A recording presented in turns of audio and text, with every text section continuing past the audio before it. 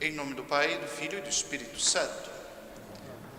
Queridos fiéis, hoje a Mãe Igreja nos dá uma liturgia para que possamos elevar a Deus nossas súplicas em sufrágio dos fiéis falecidos.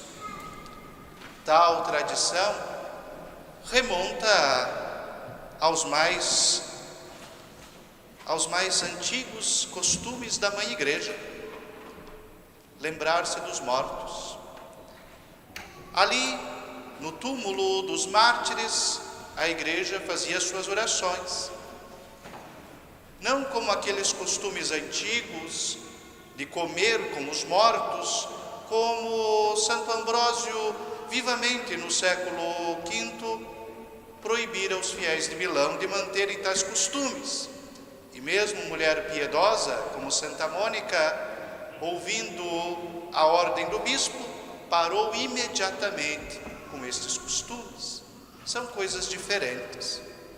Lá se estava uma carência temporal. Cá, na oração pelos mortos, na fé cristã, está a caridade, que supre os bens espirituais. Aqui se exerce a caridade do corpo de Cristo, porque vivos ou mortos, pertencemos ao Senhor. E se temos Cristo como única e mesma cabeça dos vivos e dos mortos, formando com Ele um só santíssimo corpo, a Igreja, assim podemos nós, os vivos, fazer a caridade da oração pelos mortos.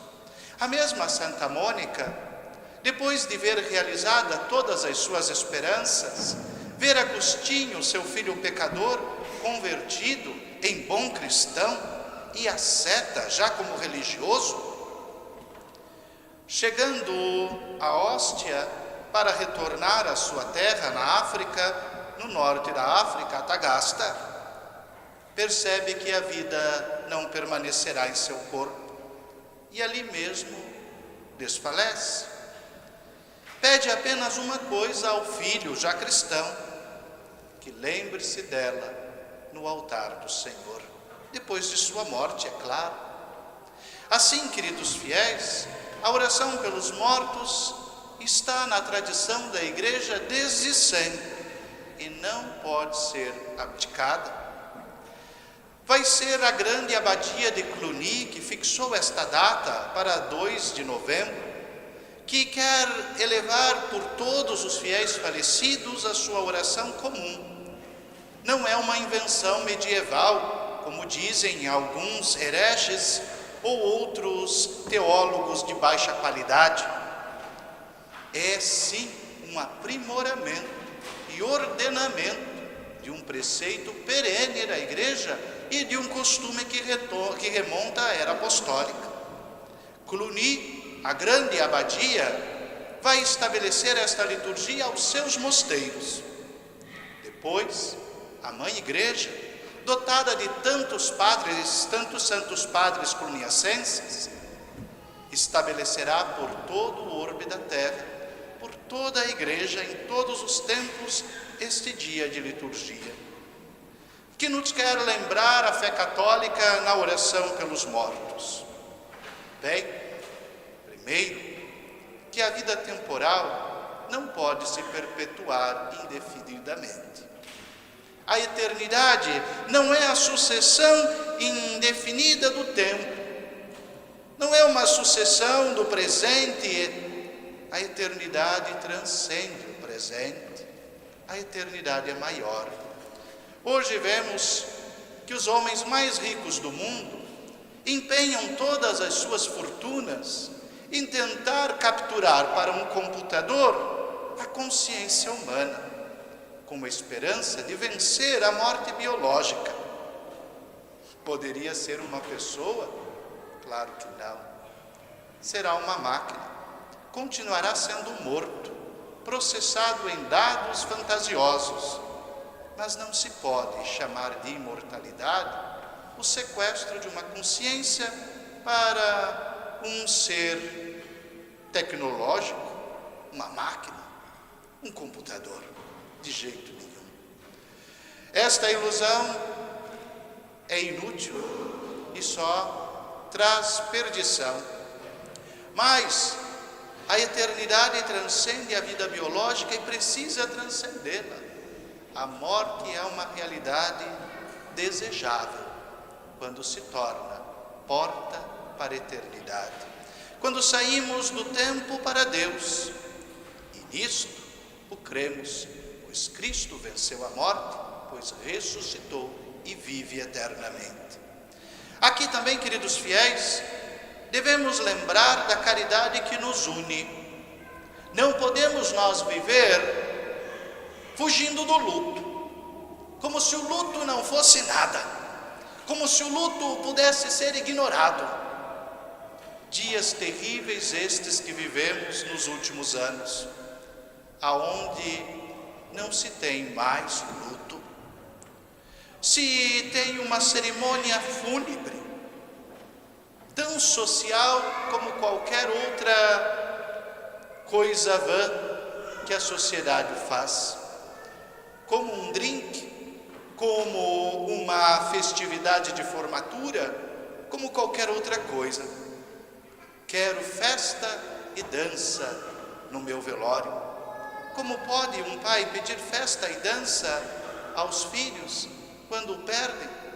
Como pode um coração disfarçar tanto o luto a ponto de dizer: já era hora, já partiu, descansou? Nos países mais degenerados da boa doutrina,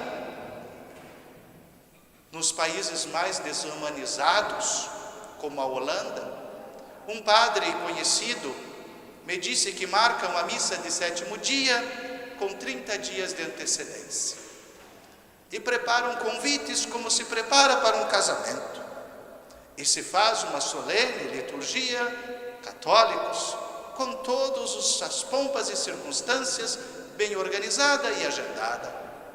Por quê? Porque a morte é o meio mais eficiente de se livrar dos velhos. Velhos são incômodos, não se quer cuidar deles. Então se marca a hora da eutanásia, se marca a hora da missa, do enterro, e todos cumprem o seu compromisso social com o devido decoro, sem sentimento nenhum. Parece que não é somente um computador sequestrando uma pseudo-consciência humana que nos transforma em máquinas. Ainda vivos, podemos ter sentimentos de máquinas. Dizia o padre, quando chegam os filhos ou os netos e com muita tranquilidade me dizem: mamãe devia descansar, vovô já estava na hora de partir, sei que já haviam encomendado a eutanásia do velho e que o resto era apenas um evento social. O luto não pode ser ignorado, precisa ser vivido. Maria Santíssima, nossa mãe, chorou lacrimosa o Cristo morto em seus braços, sendo santíssima e não sendo tocada por pecado. O luto não é desespero, nunca pode ser. Não confundamos o luto cristão com a desesperança, com o pânico que atinge aqueles que, excessivamente apegados, só queriam a companhia deste mundo e, desesperançados, choram e choram. Não. O luto cristão é diferente. O luto cristão é dor verdadeira, mas dor esperançosa. Chorou também Madalena diante do túmulo do Senhor. Choraram os apóstolos diante do túmulo de Maria Santíssima. Alegraram-se com sua Santíssima Ascensão. Aqui, queridos fiéis, devemos nós viver este dia como um dia de verdadeira saudade de nossos entes queridos. Mais que isso, de verdadeira caridade. Este é o último ponto da homilia e aquele que quero ressaltar com mais vivacidade. Não rezar pelos mortos é falta de caridade. Falta de caridade e egoísmo mais extremo. Se nos preocupamos com aqueles que padecem do alimento do corpo, o qual, por sua própria força, ou por outros meios, ou outrem pode lhes conceder, não poderíamos nós nos compadecer igualmente por aqueles que pedem as indulgências da alma, as quais pela sua força, pelo seu empenho, pela sua decisão pessoal, não podem obter mais? Não padeceríamos com as almas do purgatório? Não lhes daríamos as nossas preces, as nossas orações, os nossos sacrifícios, os nossos jejuns, as nossas missas, tudo o que eles não podem mais servir-se por si mesmos, pois simplesmente é impossível no purgatório ter o alento por si destes bens espirituais. Aqui, queridos fiéis, nos lembra a Mãe Igreja desta caridade suprema: rezar pelos mortos. São muitas as correntes heréticas que vão dizer que tal prática não serve para nada, é inútil. Bem, já o dissemos no começo da homilia, nunca foi assim que a Igreja entendeu, muito pelo contrário. Lembremos, queridos fiéis, de quantos foram os nossos antepassados na fé, que gastaram tempos de sua vida peregrina intercedendo pelos seus falecidos. Quantas foram as viúvas piedosas que não cessavam de debulhar os rosários pelos seus maridos falecidos? Quantas as mães que intercediam pela alma e salvação de seus filhos? Lembro de uma rainha que, sendo justa e santa, percebeu que o filho estava prestes a romper o matrimônio para casar-se com uma nobre de grau superior a ele, por interesse, por encanto de paixão, pois era bela. E sabendo que o filho almejava tamanho mal, rogou a Deus, e sendo santa, Deus lhe ouviu. Antes de abandonar a esposa e se unir em falso matrimônio, foi tomado por grave febre e em 3 dias morreu. A rainha, enlutada pelo filho,